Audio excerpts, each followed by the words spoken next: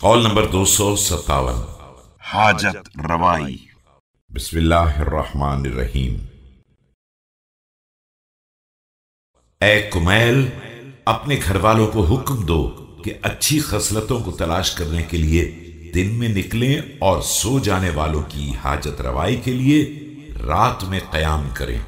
قسم ہے اس ذات کی جو ہر آواز کی سننے والی ہے کہ کوئی شخص کسی دل میں سرور وارد نہیں کرتا ہے مگر یہ کہ پروردگار اس کے لیے اس سرور سے ایک لطف پیدا کر دیتا ہے کہ اس کے بعد اگر اس پر کوئی مصیبت نازل ہوتی ہے تو وہ لطف اس کی طرف نشیب کی جانب بہنے والے پانی کی طرح تیزی سے بڑھتا ہے اور اس مصیبت کو یوں ہکا دیتا ہے جس طرح اجنبی اونٹ ہکائے جاتے ہیں۔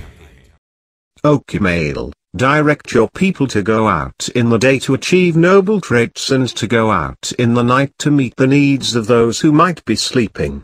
For I swear by him whose hearing extends to all voices. If ever someone pleases another's heart, Allah will create a special thing out of this pleasing so that whenever any hardship befalls him it will come running like flowing water and drive away the hardship as wild camels are driven away.